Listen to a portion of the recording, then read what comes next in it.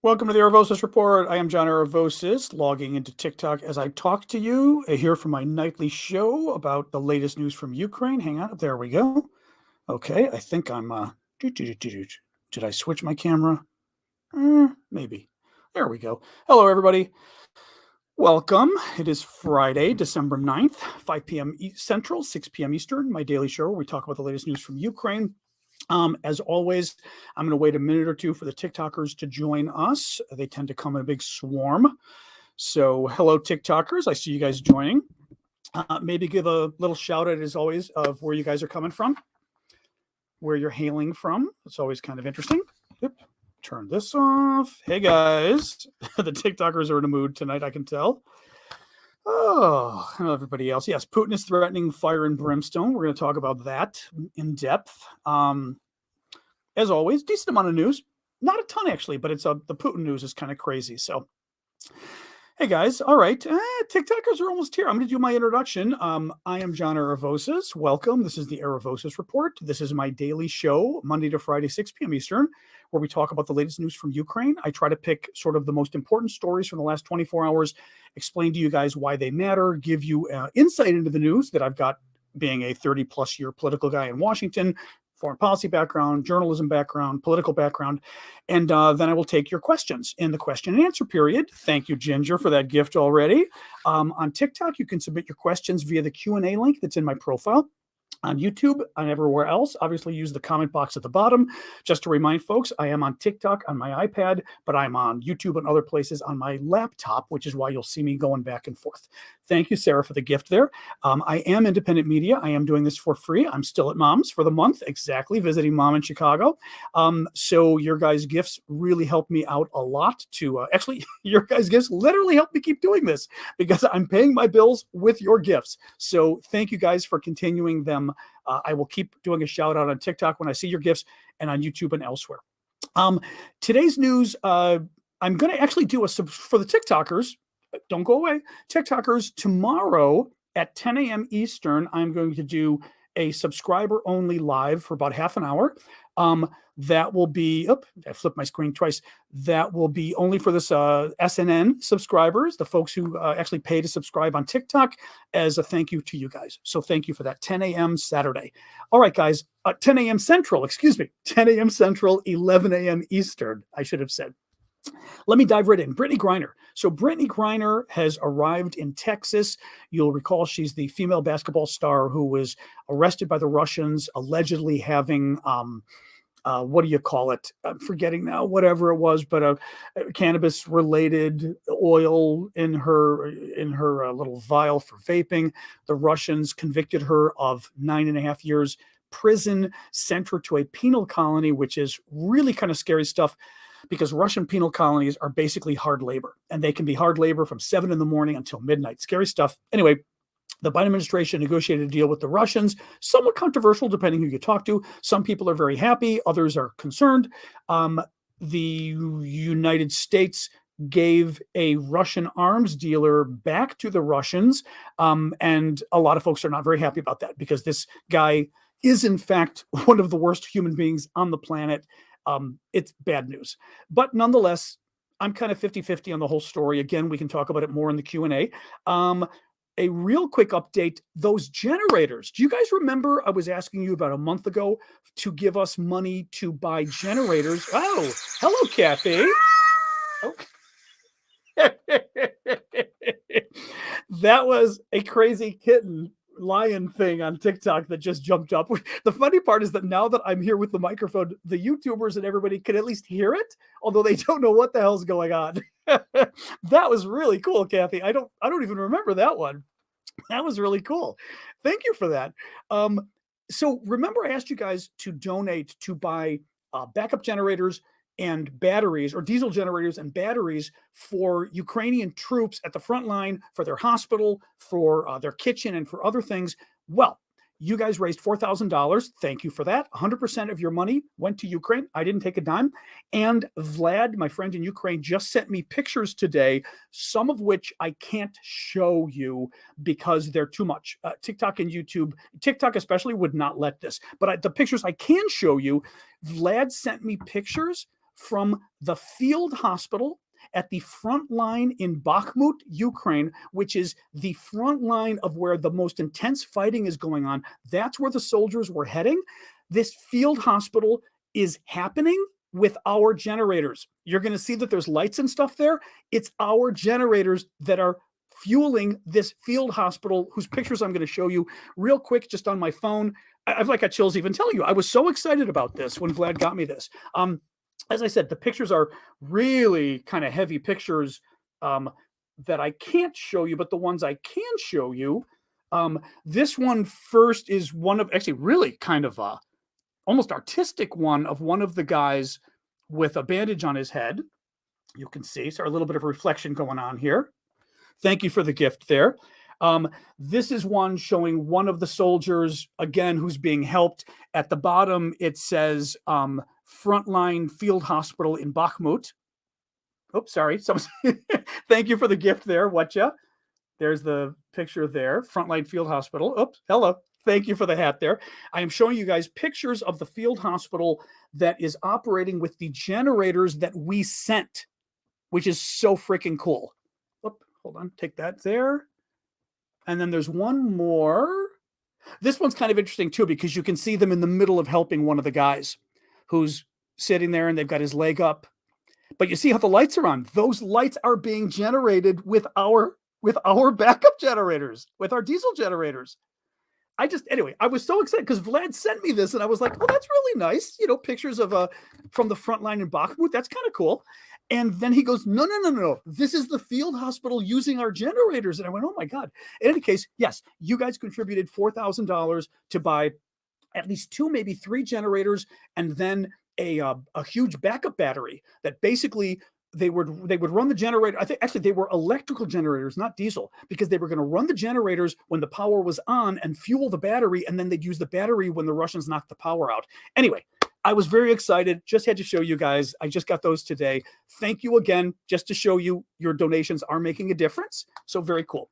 Let me jump right in here. So the story I literally saw, thank you, James. We've got our first whale on TikTok. Thank you. Wave for the whale on TikTok. So a story I just saw right before coming out today from Foreign Policy Magazine, very august publication in foreign policy and foreign affairs in Washington. Just one of the smartest publications, basically, going back, we're talking going back, I don't even know, 80 years plus. Thank you, McFadge, for that. That's very generous of you. And they were reporting on the fact that administration officials are increasingly concerned, which we've heard about this in the last few days, that Biden administration officials are cutting back on the weapons they're sending to Ukraine. Thank you, great CFI, for that, because they're worried about the U.S. basically running out of weapons in case we have a broader war with Russia that the U.S. has to fight. Well, what the foreign policy article is getting at is, oh, thank you, Inspired Woman. That's it. I don't think I've seen that one before. Thank you for that. What the foreign policy story was getting at is that the list of weapons we're willing to give to the Ukrainians keeps shrinking, and the amount of weapons we're giving is shrinking. Thank you, Tattooed, for that. The amount of weapons is shrinking, the quantity we're sending, because the U.S. is increasingly concerned that if we get into a war with Russia, we will not have enough weapons left because Ukraine's using them all now. Now, a couple things with this. If we get into a war with Russia, it's because the Ukraine war didn't solve the matter. Thank you, Addie. And who was the, looking here, Allie? Oh, the Allie. Oh, Allie was the Panther and somebody else did the, oh, Addie and Allie. That's really funny. And Tattooed for the ocean. Thank you for that. The gifts are going crazy on TikTok tonight. Thank you so much, guys. I appreciate it. So I was saying, yeah, so the thought the U.S. is putting out there, the argument is that we have to cut back on the weapons we're giving Ukraine. And in fact, we have cut back because if there's a larger war with Russia, we need to save the weapons we have for the war with Russia. The problem with that is that if there is a larger war with Russia, it's because the war with Ukraine didn't stop Russia, right? I mean, that it's not like Ukraine beats Russia And then Russia turns around and says, well, now we're invading NATO. We're invading Europe. If Ukraine beats Russia, Russia won't have much of a military yet left to invade NATO for 10 years plus, right? If we don't help Ukraine sufficiently, then Russia could win this war, or at least, thank you, Charles, at least not be hurt enough in the war. Thank you, Texans, for the heart. And there is a greater chance of a conflict with Russia if Ukraine doesn't stop Russia now, right? The stronger Russia remains, I'm sort of trying to explain this here, but thank you, Tattooed. The stronger Russia remains, the more likely it is that Russia would want to fight us, or think, let me rephrase this, would think it reasonable to fight us, right? Thank you, Sparky. If Russia were to consider going to war with NATO in Europe, right? Russia would have to balance the risk. I mean, everybody does this, right? Everybody who's not crazy, and Putin isn't crazy, balances the risk. And they say, okay, I really want to go to war. Let's pretend we're Putin. I really want to invade Europe. I really want to go to war with NATO. Now, I don't think he would, but let's say he's doing that. But I've got to think, can I afford to go to war? Do I have enough troops? Do I have enough weapons? Do I have enough money? Will I continue to have enough money, troops, and weapons, right? Can I even win a war against NATO and America, right? Well, if your military is stronger than weaker, if you're stronger military, you're more likely to want to go to war because your military is strong. If your military is weaker, you'd be less likely, right? So how well we help Ukraine defeat Russia now will affect how much Russia wants to go to war. It's just, I may not be explaining this well, but it's driving me a little crazy, because I would argue we are making it more likely that we go to war with Russia by pulling punches now and saying, you know what, let's let Russia maybe do okay in its fight against Ukraine. That means Russia doesn't get a bloody nose.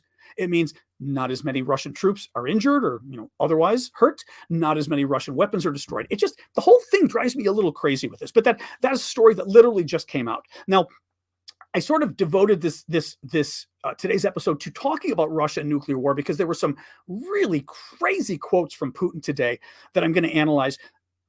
First, and this is what's really weird with Putin, two different things came from Putin's mouth today.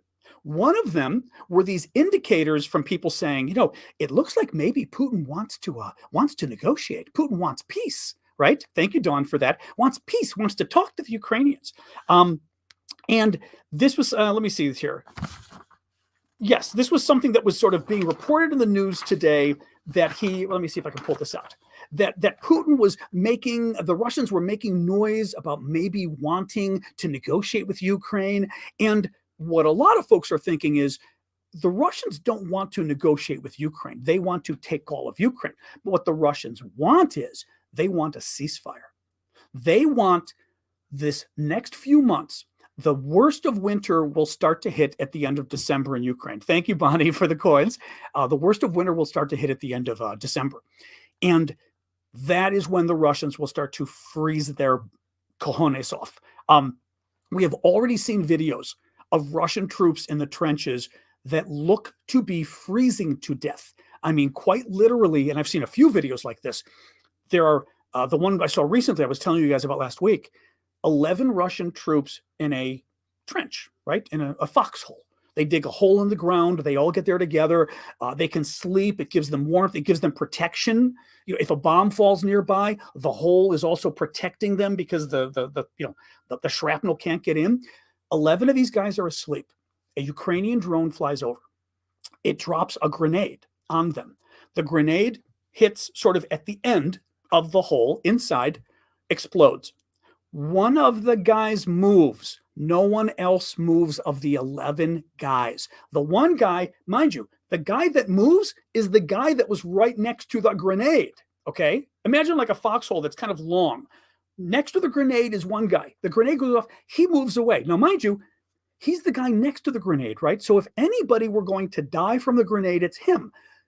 This is relevant because, thank you, Alex, for that. This is relevant because it suggests that the other 10 guys weren't killed by the grenade, right? Thank you, Chaz, for that. That is one of my faves, the seafloor. Weren't killed by the grenade, right? The other 10 guys aren't moving. This guy crawls away. A guy next to him maybe almost moves. They all fall asleep again. what people think looking at this video is the Russians were freezing to death and they were suffering from hypothermia. And you know how when you freeze to death, you start to, the pain goes away. You start to get warm and almost warm and fuzzy and just tired, and you fall and you drift to sleep and you can't wake up. That's what they think was happening. The Russian troops do not have adequate supplies for the winter. They have not been given good winter coats. They've not been given boots at all. Okay, we are talking, these guys are fighting in winter conditions, right? They're not been given boots. They don't have warm socks. And the concern is, well, concern if you're Russian, the hope if you're Ukrainian, is that a lot of these Russian troops are going to die over the winter. Well, what they think Putin is trying to do is basically somehow build an effort on behalf of a ceasefire so that they can negotiate during this ceasefire. And what happens? Russia gets 3 months, a break in the middle of winter, to try to basically give its troops a break, maybe let the troops warm up somewhere, maybe they withdraw, who knows where they go. The Ukrainian troops who are on the offensive, right? The Ukrainian troops, we've been talking about, I'm going to pull out my handy dandy map, but the Ukrainian troops have been having great success here in Kherson. Remember, they pushed the Russians. The Russians were north of the river. They got pushed south of the river. There's a lot of fighting going on here in the east. The Russians are having a little more success here at the town of Bakhmut, which is the town, thank you, Pernell, the town I was telling you about that we raised the money for the generators for. That's in Bakhmut, more or less around here.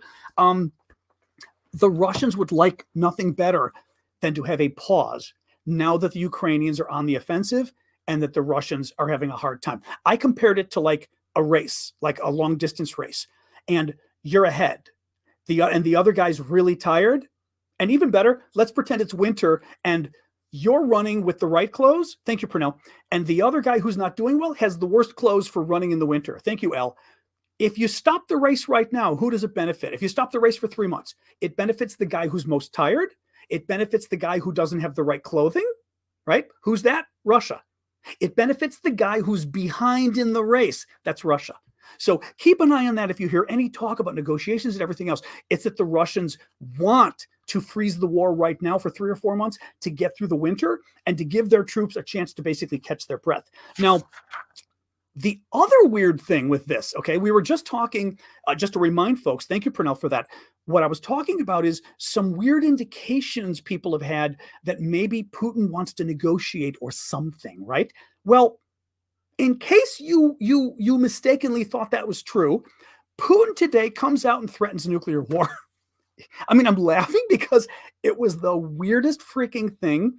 What he said made no sense. The threat itself is laughable.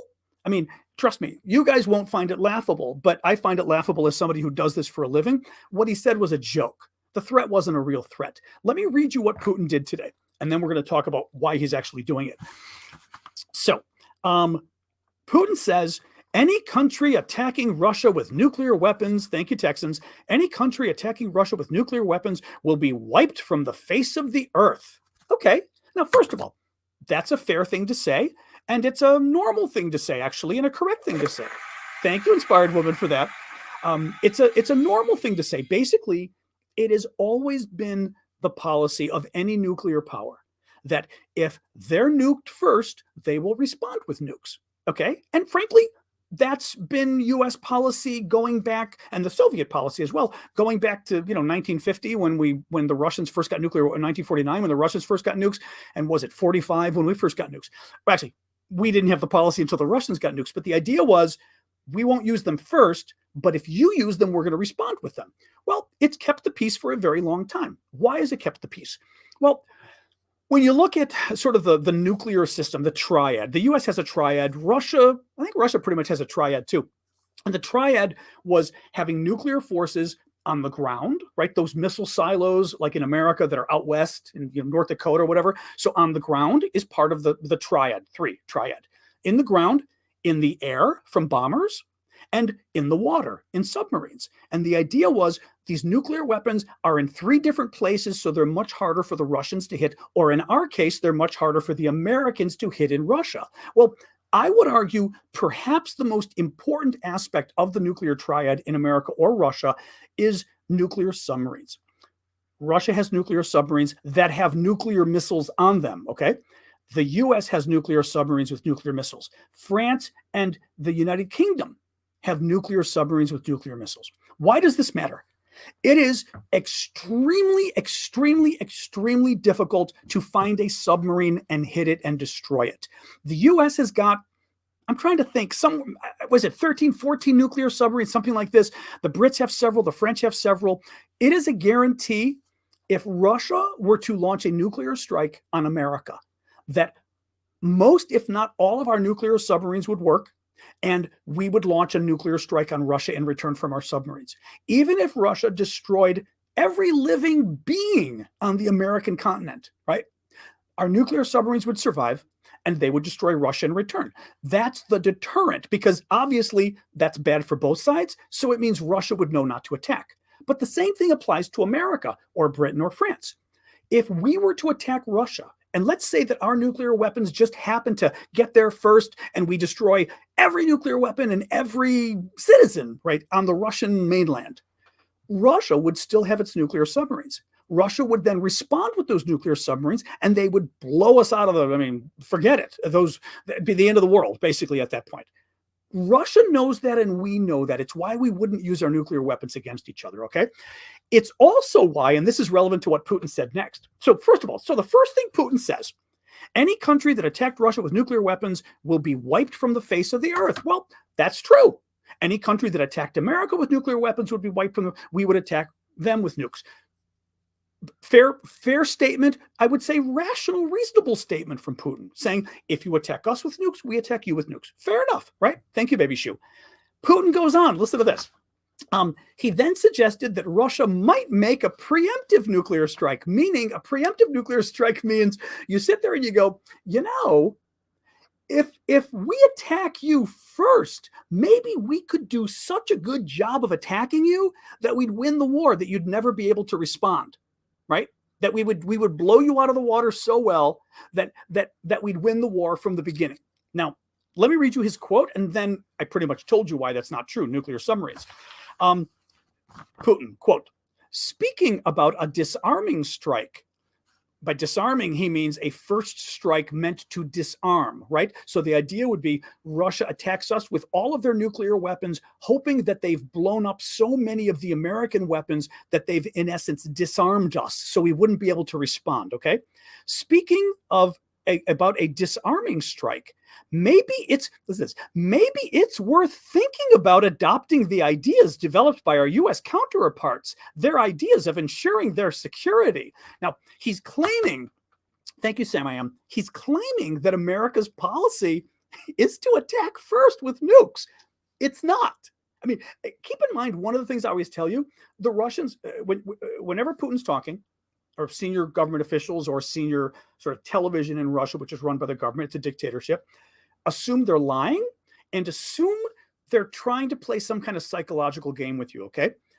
He's lying when he says, the American policy is to launch nukes first. I mean, no, it's not. It's not. The reason it's not is because Russia would respond with their nuclear submarines and they destroy us, and we know it. Now, but the thing is, and check this out too. Put Putin's two statements together. By the way, he's trying to freak you all out. That's why he's mentioning nuclear war again. Putin first says any country that does a preemptive strike on Russia will be wiped off the face of the earth because of Russia's response with nukes coming from nuclear subs. But then he says, but maybe Russia would want to do a preemptive strike against America. But Putin just said preemptive strikes don't work because the response nuclear strike will destroy you. So he first says preemptive strikes don't work, and then says, but we're thinking maybe of a preemptive strike. It doesn't make sense. It doesn't need to make sense. Putin is trying to get, somebody's saying my hair is on point. He's trying to set your hair on fire. Putin is trying to scare you. It doesn't need to make sense. He wants you to hear, oh my God, he's talking about nuclear war. He's talking about blowing up America. He's talking about a preemptive strike. He doesn't care that Actually, he only cares that because a small number of people like me are going to analyze it intellectually and go, well, that doesn't really make sense. Like what you just said. They're only going to hear, wow, Putin talked about using his nuclear weapons first and blowing up America. Is that what's right? Fox News jumps in. Is that what's going to happen if this war doesn't end soon? That's what's going on. Put this now together. Any of you who were here yesterday, I told you that Chancellor Scholz of Germany had come out and said that Putin's recent comments were really good earlier in the week, that Putin had pretty much made clear that the nuclear threat was less, and that Scholz was feeling really good, that the threat of nuclear war had diminished, because Putin earlier in the week had pretty much said, well, it would be crazy of us to use nuclear weapons, this kind of thing. I think Putin got upset, or somebody very conservative in his government, the military, the intelligence services, the elites got upset because the press from yesterday was things are much better with Russia now. And look, the Brittany Griner, right? We reached a deal with Brittany Griner to get her released. Does that mean we could maybe even reach a nuclear deal on nuclear weapons and arms control, right? They said, oh, the comments Putin made recently make clear that the nuclear threat isn't as bad. Putin didn't like that, or somebody didn't like that, and they got Putin to come out and threaten nuclear war again today. Now, the final point is, as I said, he's threatening nuclear war because he's trying to put pressure on all of us to put pressure on Ukraine to end the war. Putin can't win the war. Ukraine will have a hard time winning the war, but Ukraine is slowly winning. But Putin can't win it.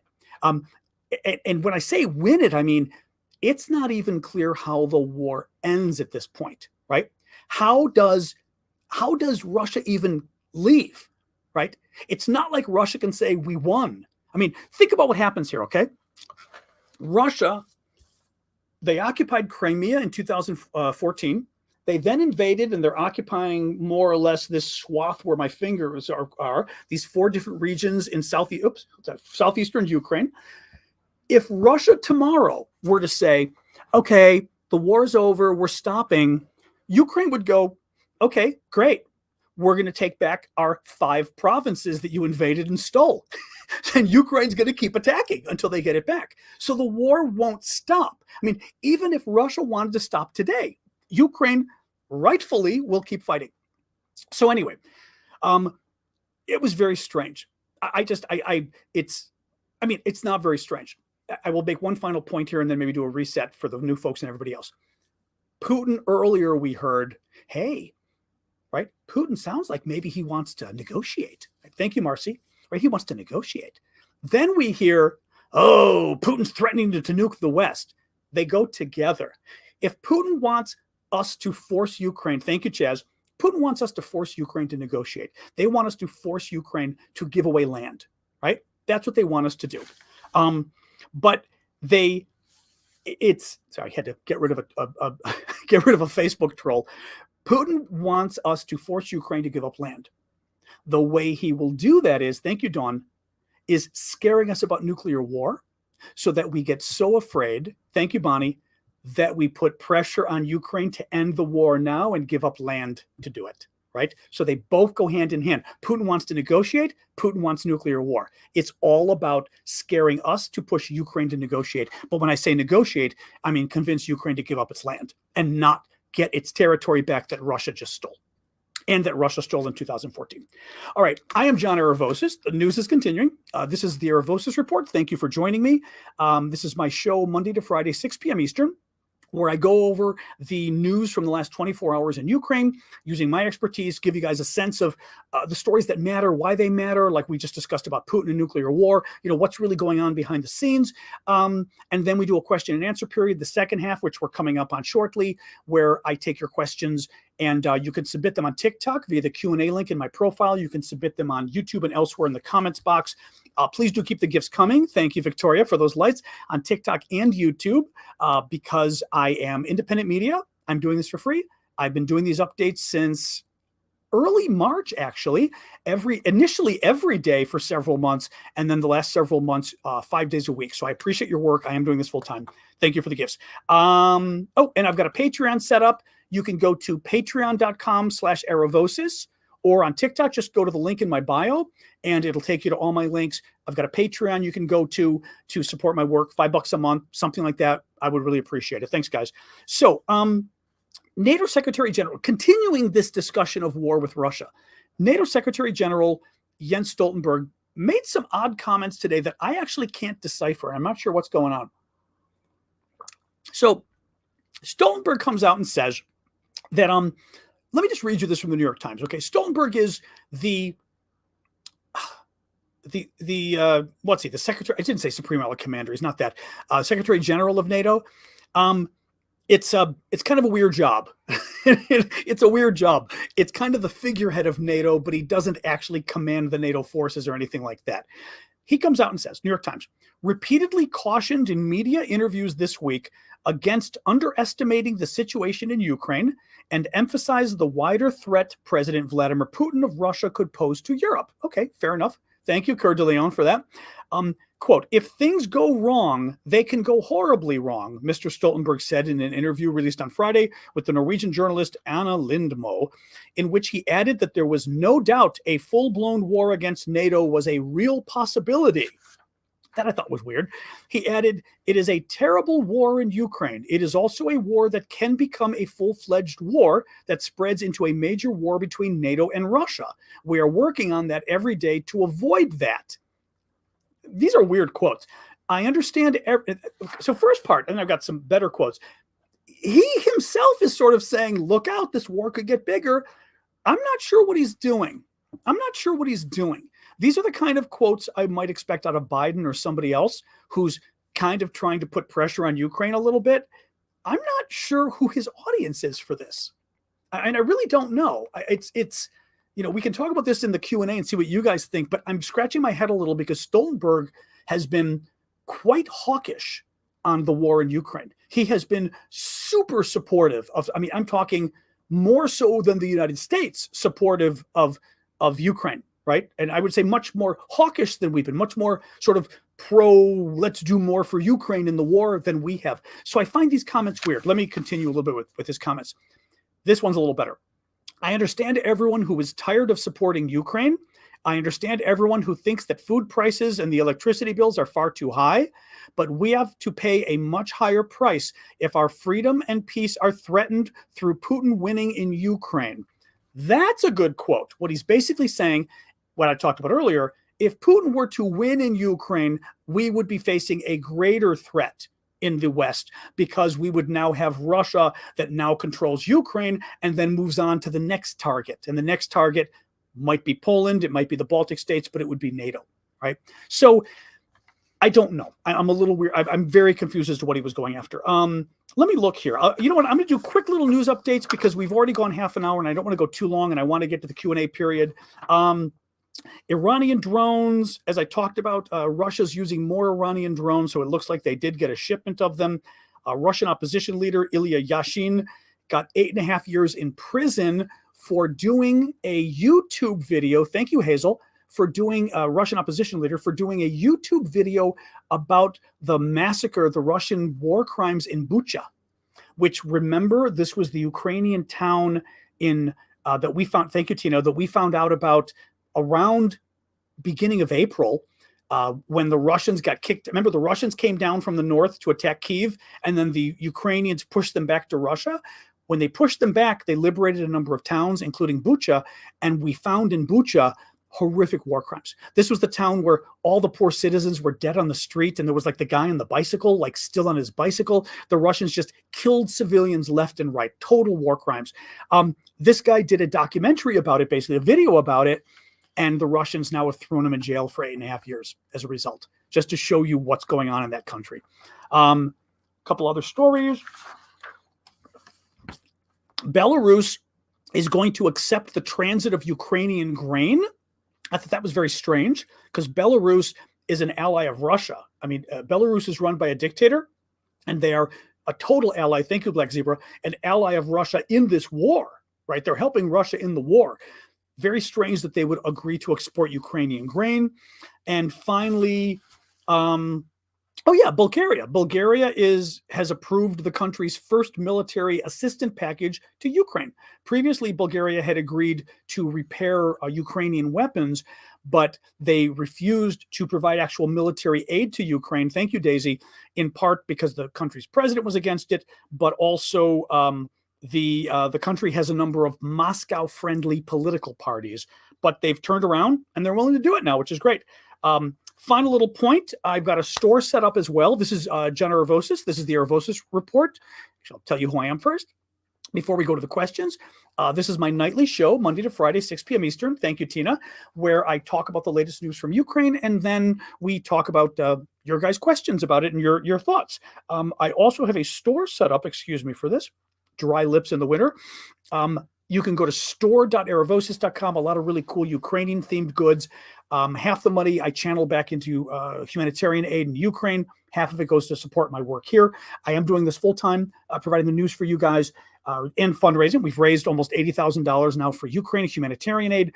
So I appreciate your guys' help. All the gifts you've been getting me on TikTok and YouTube, literally I pay the bills with. So thank you for doing that, which helps me keep doing this kind of work. So thank you guys. You've been amazing. Tomorrow morning, and I'm going to the questions next, do on TikTok, submit your questions via the Q&A link in my profile. The rest of you, use the comment box. Thank you. Ahuva. Tomorrow morning, remember, 10 a.m. Central, 11 a.m. Eastern, I will be going live on TikTok for the TikTok subscribers only, for the Sasha News Network subscribers. There should be a link on the screen during my live right now you guys can use. It's something like $6 a month or something. I get a portion of it. TikTok gets a portion, but that's life. But I do get a portion as well, and it helps support my work. And as a thank you, I do these sort of private lives, just kind of catching up with you guys and taking questions too. Daniel O'Neill. Danielle, thank you, by the way, as always, Daniel, so generous. Daniel O'Neill on YouTube is asking, armchair general proposal. Thank you, Me95. Armchair general proposal. Ukraine takes Belgorod to trade for the Donbass. Okay, let me stop first. So what he's saying is, his proposal is, you've got, all right, the Donbass. Oops, sorry, there's my hat. Thank you, Uncle Crazy. Tomorrow morning, it'll be 10 a.m. Central, 11 a.m. Eastern time, U.S. Donbass is a name for a combined two regions in eastern Ukraine. Okay, Luhansk and Donetsk combined are Donbass. Russia has been wanting to control and annex these regions for years now. Okay. Oh, thank you, Rohirrim. Nice name as well. And for the sorry, we'll watch the boat here in a second. Thank you for that. Russia's been wanting to annex these territories forever, and it's part of what they've invaded and are occupying right now. Belgorod is a Russian city that is right across the border here from Kharkiv. Kharkiv is Ukraine's second largest city. Belgorod is right across the border, like 20 miles here. Okay, so thank you, Heather, for that. So what Daniel is saying is, here's a crazy proposal. He's saying, Ukraine takes Belgorod, so Ukraine gets the Russian town, and in exchange, Russia gets the Donbass, which is that region in eastern Ukraine. Thank you, Kath. Russia can't respond with artillery without a slaughter of its own citizens. Oh, I see what you're saying. You mean Russia wouldn't be able to attack Belgorod to get it back without killing its own citizens. Mind you, Russia couldn't care less about that. Probably easier than taking the Donbass and humiliating Putin. Why not? Because Russia couldn't care less about killing its own citizens. Putin came to power in part by staging a terrorist attack against an apartment complex in Moscow, killing 300 people or something. That's how Putin came to power. The Russians don't care. They don't care about their troops. They don't care about their citizens. They don't care about anything.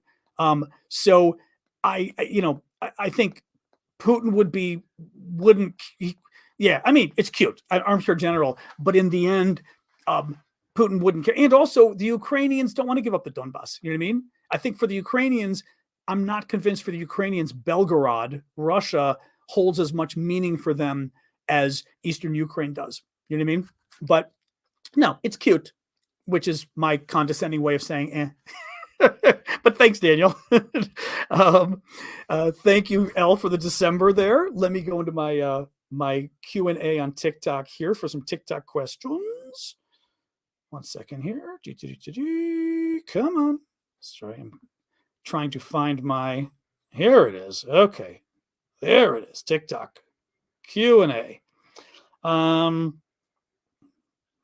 fast could Ukraine become a member of NATO after the liberation of all the occupied territories? There's two issues here.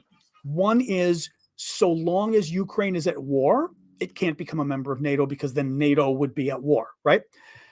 That means not only does the war have to stop, thank you, Fleabaggies, for that, does the war have to end, but also if Russia occupies parts of Ukraine, like if the war ends and Russia still occupies Crimea, NATO still probably wouldn't accept Ukraine because we don't want Ukraine to start attacking Crimea later on. Thank you, Kath, for that.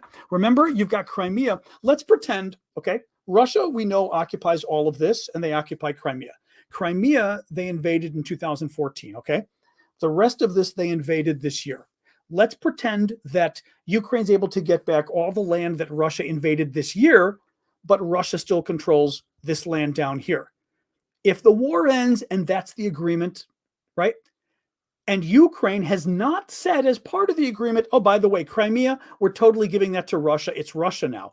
If Ukraine doesn't do that, then it means Ukraine is still going to say someday we want Crimea back. Well, if there's ongoing territorial disputes and a potential for a future war, NATO won't want Ukraine to join. Now, I think, to be honest, that's almost a little too intellectual of an analysis. NATO doesn't want Ukraine. I think it sucks, but there are a lot of NATO countries that don't. I mean, the French and the Germans didn't want Ukraine back in 2008. I'm not sure they want Ukraine now. It's. I think Ukraine has proven itself to be an amazing NATO partner. Thank you, Kath. Clearly, the Ukrainian military, wow, right? I mean, these guys got, mind you, the Ukrainian military was considered to not be that big a deal back in 2014. Since then, with all the training they've had a lot of training from NATO.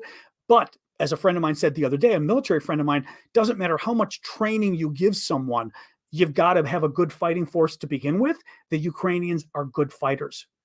That's why they did so well with the NATO training, because they're just that good, right? There was a lot of training in Afghanistan for 20 years.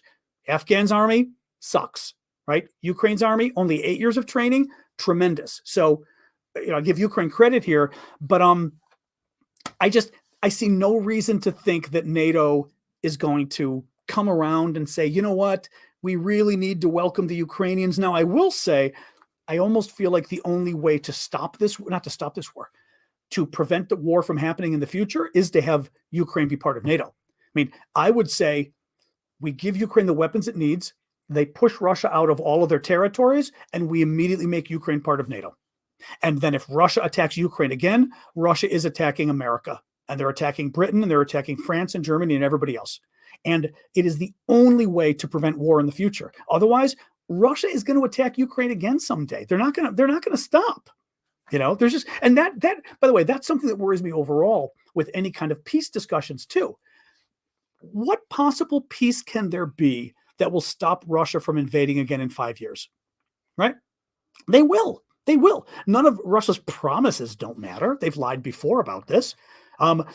Maybe we could put peacekeepers in Ukraine, maybe, but we'd still be putting troops on the ground and everything else.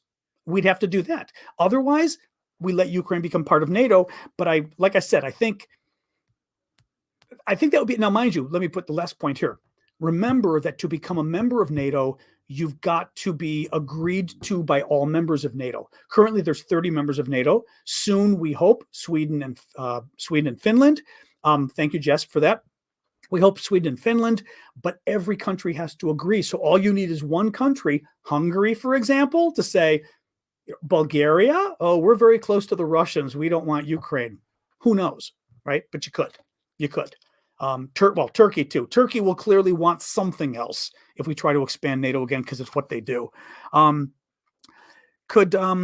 Dylan is saying, could Russia saying U.S. wants to nuke us first means it wants to blame us for a nuke going off? Oh, that's interesting. That's interesting. Sorry, from Dylan. Yeah, that's funny and scary. Yeah, maybe. I don't know. I mean, the thing is, thank you, Azamak. Any nuke going off, you'd see where it was coming from. What I mean is an American nuclear weapon. We're not sneaking a nuclear weapon across the Russian border. An American nuclear weapon is going to come out of a submarine in the sea, and you'll see it. It's going to come out of a a silo in the ground, and you'll see it. A satellite will see it, or it's going to come out of an airplane as a cruise missile or something, and you'll see it. So no matter what happens, they will see. In principle, they'll see where this nuclear weapon is coming from. So I don't. I think it would be very hard for Russia to do that. It's weird. It's a little weird. I think Occam's razor, sort of the simpler explanation, is just that Putin's trying to scare everybody. So he's trying to say, who knows? Maybe I will launch a nuclear weapon first. Who knows? This war is so crazy in Ukraine, right? He's trying to put as much pressure as possible to stop us from. Thank you, Lori, for that. To stop us from helping Ukraine. He just wants people to say, "Oh my God, Putin's talking about nuclear war. Maybe we should just stop." And by the way, Fox News will do it. Donald Trump will do it. And how I don't like to get into politics on this show, and this isn't getting into politics because I like that both parties have been very supportive, but there is a chunk of the Republican Party, and it's the chunk that just took over the House of Representatives that is pro-Russia, pro-Putin, and anti-Ukraine. So that's the people, and Fox News, Tucker Carlson. These are the people that Putin is directly appealing to with what he's doing. He's trying to give them Elon Musk, because Musk is another crazy person in this regard now. And Musk, by the way, it's because Musk has had a lot of MAGA advisors now, and far right people in his ear, and he's very gullible, sadly. But he's trying to give all of them ammunition to go, oh my God, there might be nuclear war, to basically put pressure on the Republicans. It's what I would do if I were Putin. Pull up another question here. Or actually, I can look here and see if you guys are writing things on here that are worth saying, that are worth quoting.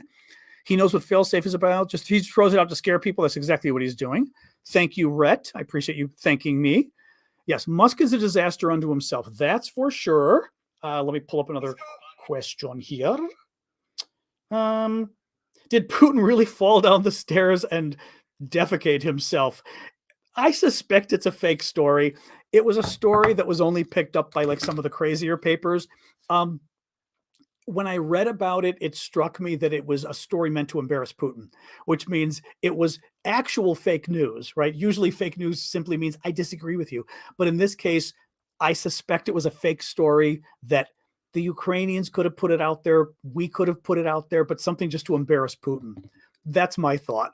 I wished it were true, but I think it's just meant to sort of emasculate him, and because Putin's Mr. I ride horses with my shirt off.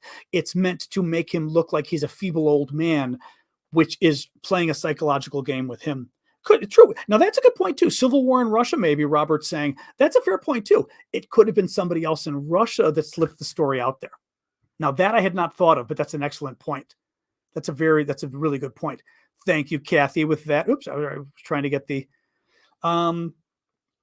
again, remember guys, you can go to my my profile on TikTok. The Q&A link is how you can submit questions on TikTok. The rest of you can use the comment box here. Thank you, Dragana, for Sasha. Of course, Sasha, I like it. You wrote it your way too. Thank you for that. Remember, just to remind folks, this is the Aravosis Report. I am John Aravosis. This is my nightly show, Monday to Friday, 6 p.m. Eastern Time, U.S., where we talk about the latest news from Ukraine, and then I talk about your questions and hopefully respond to them. We're at that part of the show now, doing your questions. Thank you, Kath, and taking your gifts. Thank you on TikTok, Dawn, for that. Remember, your guys' gifts do help me keep doing the show, so I appreciate it. I am trying to do this full time. Michael, you may always send a whale. I'm never going to turn down a whale, Michael. Thank you. Yes, so you can submit questions via the Q&A link in my TikTok profile if you like. Let me look right here. Why is Putin saying nuclear war is becoming more likely? Oh, thank you, Kathy. Kathy just sent a whale. All right, whale, wave, the wave. We do the wave when the whale comes through on TikTok. Wave. Thank you. I like how everybody keeps throwing the wave, the little wave icons too. Thank you guys. Well, it's always fun with the new people seeing the wave who haven't seen it before. The whale. It's very cool, isn't it? And the sound is fabulous too. We had talked earlier on in the show about Putin and nukes, and basically, Putin is threatening again to nuke us because he's trying to get us to force Ukraine to not just negotiate, but to cave and stop the fighting. The Russians have no way to win this war. They don't know what to do. I mean, he really doesn't know what to do. They're having some success in Bakhmut, which is the town in the east, but Bakhmut, they've been fighting for months, and it's just not that important of a town. But the Russians have been fighting for months, losing so many men, losing so many weapons. I mean, ridiculous. And finally, they're having some success here, okay? Oops, sorry. I'll find Ben's super chat that I missed and then finish answering the question about nukes. Putin is, I see Ben. Thank you for that. Sorry about that. Putin is dying to have this war end, but he needs it to end on his own terms, which means Ukraine says, oh, please stop fighting. Please stop attacking us. We'll give you all that territory in the south, right? I always show you guys, Russia controls like 18% of Ukraine, all of this. Putin wants them to say, okay, we'll give you all of this. Just stop bombing our electricity. Stop bombing our water, right? The Ukrainians aren't going to do that.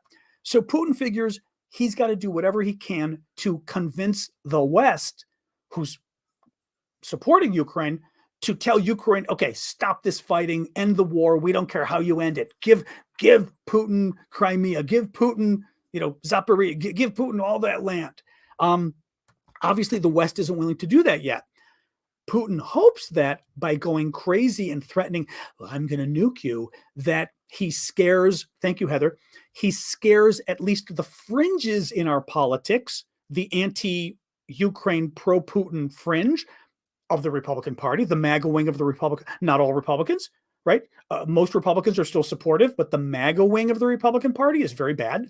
The Donald Trump wing, Fox News, very bad. So that they're spreading lies to the American people. He is hoping that by threatening nuclear war, he's giving fuel to Fox News, Donald Trump, and others to Griffith Observatory. That's funny. Thank you. I can't even pronounce your name. W. Reich, I'm going to call you. Thank you for that. So there you go. So here it goes for Ben. Sorry about that, Ben. I totally missed that. Do you think Stoltenberg, so Stoltenberg is the NATO Secretary General.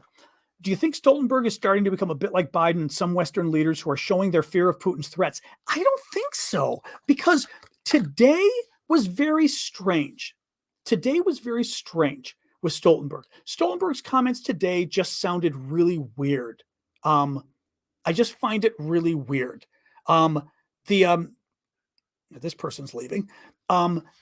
Because normally I'd say he's as gung-ho as the Baltic states and Poland. Stoltenberg is nonstop, boom, boom. He's a hawk. I mean, he really, Mark Body's saying he's a hawk. He really is a hawk. And unabashedly saying, we've got to just stick it to the Russians. And I think he's right. But so I don't think he's somebody who's afraid of Putin's threats and everything else. If anything, because Stoltenberg again gave some great quotes this week, I wonder whether some of the NATO countries, the US and whoever, didn't come to him and say, you know what, you've given one too many speeches, kind of calling for us to go all out in our support of Ukraine. Maybe it's time for you to also say, look, we realize this could be a bigger war. We've got to be careful. So if anything, because what Stoltenberg said today made so little sense with what he said before, it strikes me as somebody made him do it. And that somebody would have been probably the United States, because Biden basically got a copy of what he said and said, you've got to rein him in. He's pushing too far, and we're never going to be able to pull it back and reach some kind of an agreement with Russia, right? That's my guess. That's my guess. He is Stoltenberg is, I believe, a former Norwegian prime minister. I'm pretty sure. Correct me if I'm wrong. He's not German, he's Norwegian. but I believe he's a former prime minister. Definitely not German. What else here? We got 5 more minutes here. I'm a little tired today. Don't know why. What is your take on the BRICS? I mean, I'm not sure what take to give you, meaning it's Brazil, India, China. I always forget. Oh, God. Brazil, India, China, and Brazil, India, China. Who's the S? I always forget the S. Who's the S? Or is there an S? I'm always forgetting. Who's the fourth country I'm spacing out on here? Brazil, India, China. It's not Saudi. It can't be Saudi Arabia. So is South Africa? No. Syria. Everyone's going Syria. Come on. Somebody help me out on the BRICS here. There's a fourth country, Somalia. It's definitely not Somalia. It is Russia. It's Russia. Yeah, it is Russia. Yep. Brazil. I was thinking BR being Brazil. Brazil, Russia, India, China. Yeah. I mean, I don't have much of any opinion on it. I'm not sure what you're, thank you, Harold, for that. I'm not sure what you're asking about as far as that goes. Oops. Iran. Yeah, definitely not Iran. Hang on. Let me just see if there's any more questions here from you guys. Thank you, Erica, for the pause. I don't really want to talk about Biden stacking the court right now. We'll keep it to Ukraine. What would be the next region Ukraine will probably return? Oh, you mean when? Well, what is happening right now, okay? The Ukrainians have been having great success here in Kherson, okay? So, again, Russia's controlling all of this. Russia was controlling north of the river here. Ukraine pushed Ukraine, free Ukraine is all up here, right? So Ukraine pushed like this, and pushed the Russians back south of the river. So this region of Kherson, the Ukrainians have been having great success. They're hoping to keep going south. The Russians have been digging some serious defensive lines, trenches, and everything else, like World War I. Who knows, right? If the Ukrainians can. But one big possibility is that the Ukrainians just keep having success pushing down into Kherson. The other area that the Ukrainians may have some significant success soon is while the Russians are fighting in Bakhmut, north of Bakhmut is the town of Kremina. And Kremina is super important if the Ukrainians, and by the way, the Ukrainians are having a lot of success here. And some of the experts are saying it's almost like Russia's ignoring Kremina by fighting for Bakhmut, this town that doesn't really matter. Okay. So Kremina is really important. Again, I'm not going to find it exactly. I'm going to say it's around here. I'm not going to find it exactly on my map, but it's really important for taking back this region, right? Luhansk. And the Ukrainians would go from Kremina over to Luhansk and start taking this back. That's going to be a big... Bakhmut matters, but Nick, what the experts are saying is it doesn't matter anything like the effort the Russians have been putting into it. The Russians have been fighting for months and months and months and months, right, for this area, and it's just not worth it. They don't think it's worth it. Kremina, however, they do think is worth it, and the Russians are ignoring it. So I would say keep your eyes on Kremina and what happens possibly going into Luhansk, in other words, eastern Russia taking more land, and what's happening with Kherson, and whether the Russian defensive lines hold or not, right? That'll be sort of the big thing. Sorry, Rob, let me talk about Rob's peace proposal, and then let me do a quick recap, and we can call it quits. A couple days ago, I saw a possible peace proposal. Russia leaves Ukraine. Crimea becomes neutral, whatever that means, and the war ceases. Sanctions are lifted. Any thoughts? I doubt Russia would go for it. I mean, Russia wants Crimea. The issue, a couple things here. The Ukrainians would never probably go for it, I would think. Crimea becoming neutral doesn't quite make sense, because Russia wants Crimea. Putin really wants Crimea, right? They think it's, part of Russia that has always been Russia. And remember, Elon Musk came out after Putin got in his ear. So I don't think the Russians would agree, to give back Crimea or to make it independent, because let me rephrase this. Russia's concern about Ukraine has been Ukraine being too close to the West, but Russia's real concern about Ukraine is they think Ukraine isn't a real country, and they want to make Ukraine part of Russia again. That's what they, or maybe not again, but make Ukraine part of Russia. That's what's going on. But at least with Ukraine, you can say maybe with Ukraine overall, they want Ukraine to be neutral. If they don't promise to join NATO, maybe that's part of the peace negotiations. But Crimea, Russia's concern about Crimea isn't that Crimea is neutral. Russia's concern about Crimea is they want Crimea. And they want the port, right? They want the port at Sevastopol in the south, but also they want Crimea. That's it. Very simple. Sorry, I'm getting rid of him. Bye-bye, troll. Bye-bye. Sorry, I had to get rid of a troll. Occasionally, I like to sort of get rid of the trolls myself on TikTok because, they're kind of jerks, and it's just kind of it's nice to get rid of them. Bye-bye. So there. Yeah, so I just don't think Russia wouldn't go, and the Ukrainians would never go for it either. I mean, the Ukrainians. Now, the one thing I will say about the Ukrainians in Crimea, there was a very strange proposal, like from Zelensky, supposedly at the beginning of the war. Remember where the Russians and the Ukrainians were negotiating, and one of the Ukrainian offers I seem to recall was to put Ukraine like off the table for 15 or 20 years. Like to say, well, we'll negotiate Ukraine. We won't decide Ukraine's status right now, and we'll decide it, over the next 15 years or so, which pretty much means screw it. It pretty much means it pretty much means we're not going to do anything for 15 years, right? And the longer it stays part of Russia, the longer it stays the more risk of it staying part of Russia. So I was very surprised when I read that at the time. I was like, wow, Ukraine's willing to sort of write off Crimea for 15 years. But they were. So the same thing could happen this time. Ukraine could say, we're not going to agree that Crimea is Russia, but we will agree to disagree at the moment, and we will continue negotiations about Crimea for the next 15 years. They did offer it once. They could offer it again. Having said that, Ukraine could win.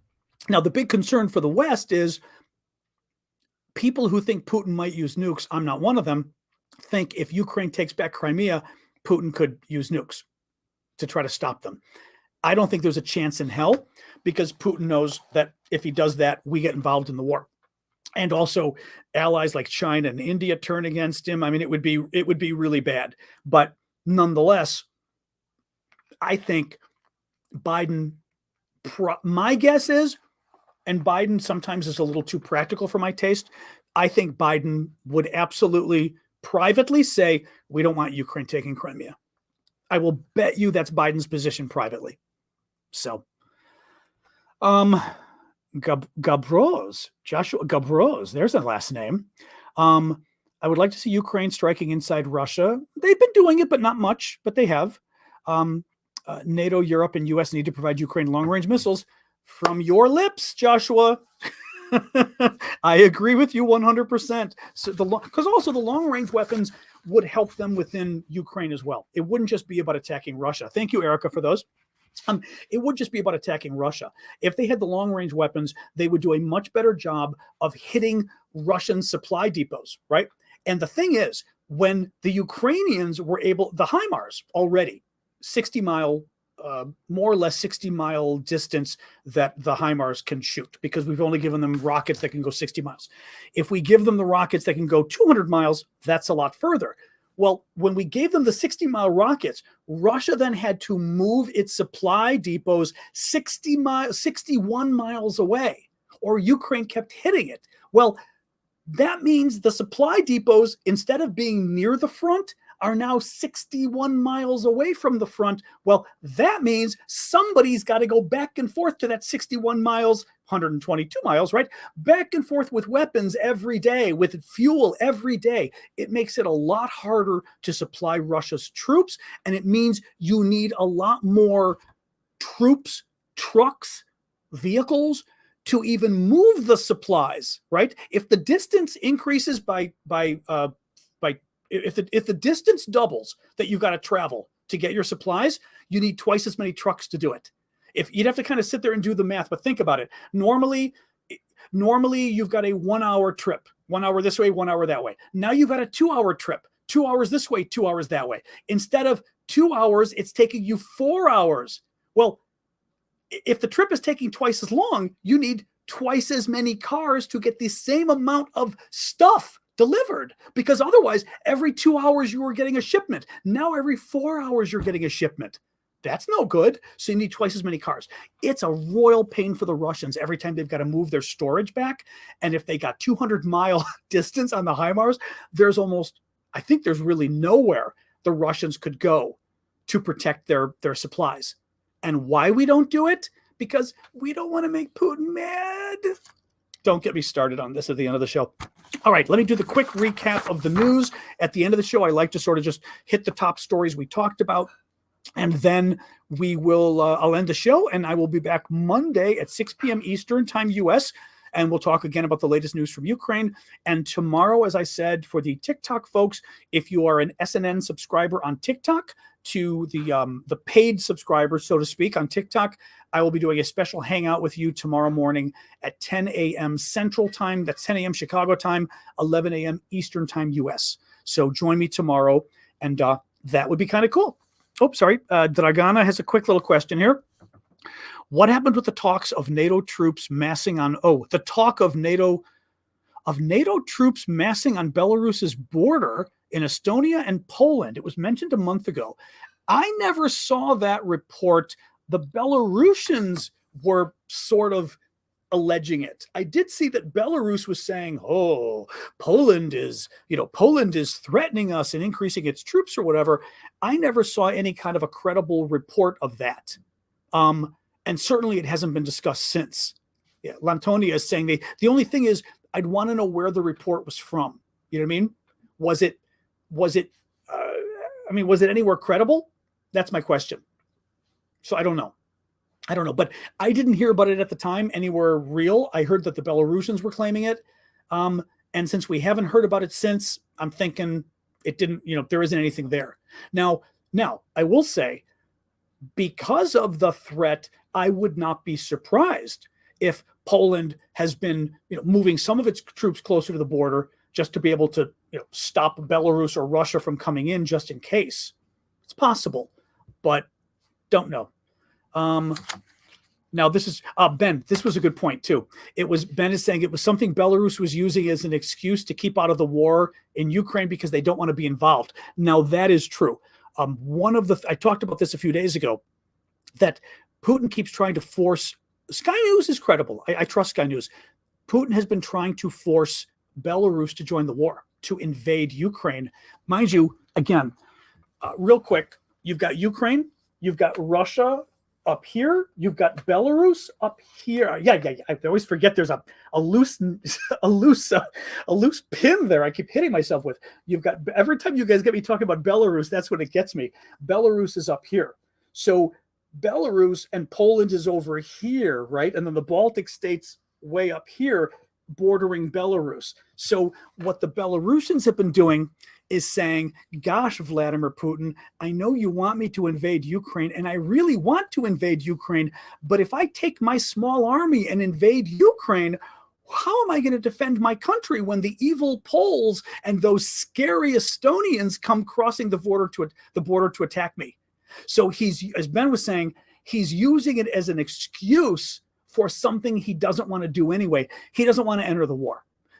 He's very concerned about his own military turning on him. He's also very concerned, Lukashenko, he's a dictator. He needs those troops at home to oppress his own people. If all of their troops go to Ukraine, who's helping him be dictator anymore, right? So it's a number of different things, but yeah, that's the deal. Yep. Junior, don't be funny. Don't be funny. All right, let me do the quick little summary here. I talked Brittany Griner, I said, had arrived in Texas today. I talked about a story that the U.S. has been holding back on how many weapons it sends to Ukraine out of concern that the war may expand someday. And if the war expands, even if it's a small chance, we've got to be ready. We've got to have enough weapons in stock to fight Russia if we go to war with Russia directly. I think it's kind of bogus, but whatever. We talked about it at length. I then talked about our generators being used at the front line. We raised $4,000 from you guys to buy several generators and backup batteries for Ukrainian troops at the front lines in Bakhmut. And I showed you photos I received today of a field hospital for Ukrainian troops that is literally using our generators to power the hospital while they're operating, and pictures of them operating on these troops with our generators providing them, which was just totally cool. There's been some talk of Russia signaling it's willing to talk, willing to negotiate, but a lot of the experts think that's just Russia trying to force a pause in the war. And while the war is paused for these negotiations, Russia would be regrouping, letting its troops rest, and halting Ukraine's momentum. Putin made weird nuclear threats today, saying that if anybody preemptively attacks Russia, Russia will respond by wiping them off the face of the earth. Then he responded by saying, then he added, but Russia is thinking of preemptively attacking America, without realizing you just said that preemptive attacks don't work, because then the response nuclear attack will kill you anyway. So he's right. If Russia were to preemptively attack America, our nuclear submarines would destroy Russia. Very weird. What Putin's trying to do is he's trying to scare each and every one of you out there, but he's particularly trying to scare Fox News. He's trying to scare Donald Trump. He's trying to scare the MAGA crowd that now controls the House of Representatives into giving them proof and more fuel for why they need to shut down the war right now and force Ukraine to cave, because it'll be nuclear war. Jens Stoltenberg, the NATO Secretary General, gave kind of a weird talk today about how the war in Ukraine could spread and US and Russia could get involved. And we talked about how I think that was kind of a weird message, because he's much of a hawk, which is very strange. Iranian drones. In fact, the Ukrainians are seeing Iranian drones pop up for the first time since November. Russian opposition leader Ilya Yashin got 8.5 years in prison for spreading false information about the Russian armed forces. He did a documentary, he did a YouTube report on the Bucha war crime. Belarus said that it will accept transit of Ukrainian grain, which is a good news. And finally, Bulgarian members of parliament have approved the country's first military aid package to Ukraine. So there you go. All right, guys, I am going to call it quits. Join me tomorrow if you are on TikTok. If you are a subscriber, you can see how Deb, for example, Webadeb has the SNN. If you're one of the SNN subscribers, you can join me tomorrow morning for a little exclusive hangout that we will do. Thank you, Lori, for the gift and for the good night gift. And otherwise, I'll see you guys Monday. Okay. And thanks for joining. Thank you for the gifts. Thank you for the moderation, especially. Well, moderation. Thank you for the moderators. I mean, I don't mean your moderation, but thank you for the moderators. It will be 10 a.m. Chicago time, 11 a.m. New York time is how we're going to do it tomorrow morning. Okay. Thanks, you guys. Thank you, Cam. Appreciate that. All right, guys, let's call it quits. And I will go inside and see if we've got anything for dinner, and we'll go from here. We hit 200,000 likes. We did. Thank you, guys. Woo, I'm tired. I don't know why I'm tired. It's funny. Like, I get a good night's sleep, but I'm always tired. It's just, I'm getting older. It sucks. Thank you, Stay at Home for the Hearts. What do you do? All right, guys. I will say good night to you all.